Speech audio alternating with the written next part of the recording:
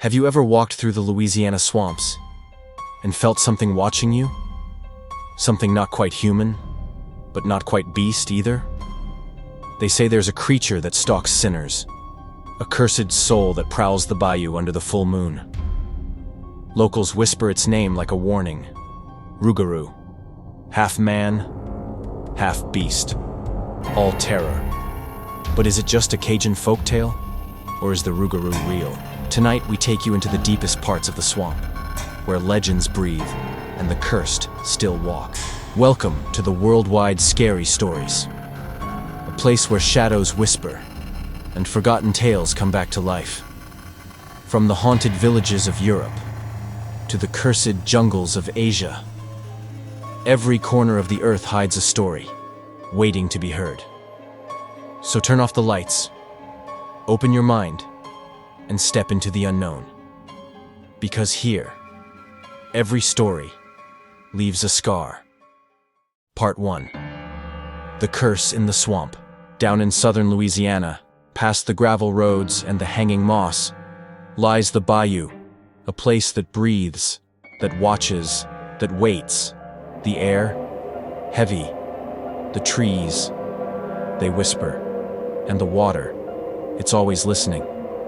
Locals say there's something cursed that walks among those shadows. They call it the Rougarou. It's more than a legend. It's a curse. One that hunts the ones who forget what's sacred, especially during Lent. Skip fasting. Mock your faith. Break the old ways. And you begin to change. Not all at once. Slowly, painfully. Into something not quite beast, and no longer human. They say the Rougarou walks upright, like a man, but twisted, starving. Its back lined with bristling fur, and its eyes, not wild, not blind, but human, yellow, and full of sorrow. The old French brought their werewolf tales here, but the swamp, it made them real. So when the wind howls at night, that ain't just the wind. Part 2. The Shadow with Yellow Eyes. Jean-Baptiste Thibodeau was Bayou tough, a trapper, proud and loud, and the kind of man who scoffed at talk of ghosts, spirits, or curses. He laughed at Lent, mocked the church, and once declared, "If the Rougarou's real, tell it to knock on my damn door." That spring, he vanished for 3 days. No word, no trace. And when he came back, something about him was different. His face looked sunken, his skin pale like wax, and his eyes yellow. Not glowing, not supernatural, just wrong. He barely spoke afterward, muttering only in Old French. People started seeing him at night, barefoot, wandering swamp trails with a strange rhythm to his steps. Then the animals began to go missing. First chickens, then goats. One farmer said the goats weren't stolen. They were torn open from the inside. Another claimed they saw something crouched by a barn. Tall, and with glowing eyes that stared without blinking before vanishing into the dark. A few nights later, Jean-Baptiste was gone for good. His bed was soaked in swamp water. The floorboards were clawed, and rust-colored handprints streaked the church doors. They never found him, but when the moon disappears, locals still say the yellow eyes return. Part 3. Whispers of the Bayou. The Bayou never forgets. Not the dead, not the cursed, and certainly not the ones who mock the old rules. After Jean-Baptiste vanished, the town of Larouville changed. People locked their doors before sunset. Crosses were nailed to every window frame. Church bells rang longer, not in fear, but as warning. Maman Leclerc, the village herbalist, spoke openly about it. "The Rougarou's walkin' again," she said. She'd seen it herself. Out gathering herbs near the water's edge, she heard something rise, not with a splash, but a slow, crawling pull. At first, she saw wax-like skin, melting, then fur, thick, sharp, black as pitch. It stood, howled into the night, and then cried, actual tears, before disappearing into the cypress trees. People whispered once more about la malédiction éternelle, the eternal curse. What if it didn't fade after 101 nights? What if it never ended? Father Delacroix, young and filled with fire, thought maybe it could be undone. He gathered a few brave souls and went into the swamp, determined to find the truth. But what they encountered wasn't a beast. It was something else. A presence, watching, waiting. And whatever it was, it didn't want to be saved. Part 4. The Priest and the Pact. Father Delacroix had youth and conviction burning in him. He believed monsters, even cursed ones, deserved mercy. Armed with relics, holy texts, and courage, he took 3 others into the swamp: a fisherman, a hunter, and Thomas Bro, a journalist who didn't believe in any of it. The swamp was too quiet, unnaturally still. Then they found the clearing: tattered clothes, a rusted crucifix half buried in the mud, claw marks raked into the bark of trees. Delacroix knelt and prayed. The air grew cold, the trees seemed to lean closer. A low growl rumbled through the fog. Thomas raised his camera, but the lens instantly fogged. A blur passed behind them, fast, towering. The hunter fired into the dark and missed. Then came a whisper, soft and hoarse. Laissez-moi. Let me go. It wasn't a man. It wasn't a beast. They ran. Only 3 returned. The hunter was simply gone. No screams, no struggle. Just gone. Delacroix never entered the swamp again. But even years later, his hands trembled when he prayed, especially on stormy nights, when the wind sounded like a growl rising through the trees. Part 5. The Swamp Tapes. In 1993, the legend lay dormant, until Clarence Boyd arrived. Young, ambitious, and chasing the thrill of fame, he came with a camcorder and camped alone near Lake des Allemands for 3 nights. The first night passed quietly.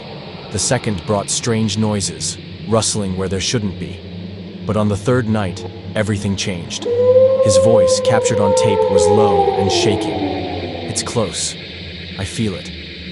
The camera trembled, catching a tall shadow moving unnaturally fast between the trees. Glowing eyes blinked once, then vanished. Silence followed. At sunrise, duck hunters found Clarence unconscious near the water, soaked, scratched, and shaken, his clothes torn. He remembered nothing, but the tape survived. It spread like wildfire. Internet forums exploded. Some claimed hoax, but the locals, they knew better. That thing, one fisherman said, I saw it when I was 10. Same eyes, same sound. Clarence never returned to Louisiana, but in every interview afterward, he repeated the same line. It didn't want to kill me. It wanted me to remember. And maybe that's how the curse survives. Part 6. The Bloodline. There are things the old folks never told. Not because they didn't matter, but because some stories don't stay in books. They stay in blood. Marie Thibodeau, great niece of Jean-Baptiste, grew up far from the swamp in New Orleans. City life. No bayou. No whispers. But every year, around Lent, her body would begin to fail. She would fall ill. And then came the dreams, always the same. She was running through cypress trees, beneath a blood-red moon. Someone was chasing her. Or maybe she was the one chasing someone. She ignored it at first, until she turned 21. That's when the change began. Her eyes turned yellow. Her skin grew cold at night. And one morning, she woke up outside, mud-covered, barefoot, shaken. In a panic, she called her grandmother in tears. The old woman said only 2 words. It's time. Marie packed a bag and returned to Rougarou, looking for answers. What she found instead was a secret buried deep in the swamp, and a name whispered by shadows. Rougarou. Part 7. The Mark. Marie went to see Maman Leclerc, the village herbalist. The moment she saw Marie, she shook her head. Too late, she said. You carry the mark. A thin scar hid behind Marie's ear. She had never noticed it before, but now it burned, itched, whenever the moon rose. Maman told her the curse was never random. It didn't choose. It was passed down. Not by will, but by silence. You think Jean-Baptiste just vanished? She said. No, cher. He was taken, and now it lives in you. But Marie refused to become a monster. She wanted to fight it, to end it. Maman gave her 3 things. a rosary blessed by a dying priest, a vial of oil made from the last Rougarou's tears, and a warning. Do not look at your reflection on the night it calls you. If you see what you are, you'll never come back. The next full moon was only 3 nights away, and the swamp was already calling her name. Part 8. Reflections of the Beast. The full moon rose like an open eye in the sky. Marie walked alone into the swamp. The trees swayed as if they knew something. The water shimmered like glass. She followed the path where Jean-Baptiste had last been seen. The deeper she walked, the heavier her body became. Her breath grew short. Her fingers twitched. Her bones ached. Then she saw it. A pool of water, still and silent like death. Her eyes were yellow. Her mouth longer. Her skin cracked. She stumbled backward in horror. She turned. There it was, the Rougarou. But it didn't attack. It knelt, reached out, placed a hand on her chest. The pain stopped. The trembling faded. And in its eyes, Marie didn't see fury. She saw sorrow, recognition.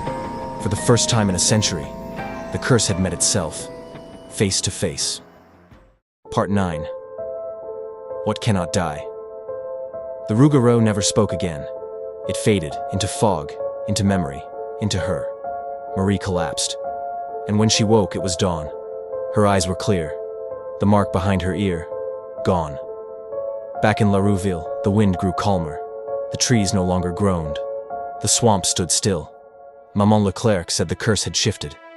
Not broken, just asleep. But Marie knew the truth. It lived inside her. She moved away, married, had a child, lived a quiet life, until one Lent, her son came to her, trembling. "Mom," he whispered, "there's something in the mirror, and it looks like me." Marie closed her eyes, took a shaky breath, and said, "Don't look again, bébé. Some reflections aren't meant for light." Part 10. The legend lives on. Today, the Bayou seems quiet, but the stories haven't stopped. A camper disappears. A boat is found, empty, clawed. Wet footprints trail across the church porch. And always, that whisper in the wind. Low, sad, like someone trying to speak through a mouth that's forgotten how. The Rougarou isn't just a monster. It's grief. It's guilt. It's the price of forgetting where you come from and breaking promises made in faith. They say if you mock the sacred, if you laugh at the old ways, if you break the fast, you open the door, not to death, but to the change. So if you're near the Bayou and you hear footsteps behind you, don't turn around. Don't look in the water. Just keep walking. And whatever you do, never skip Lent.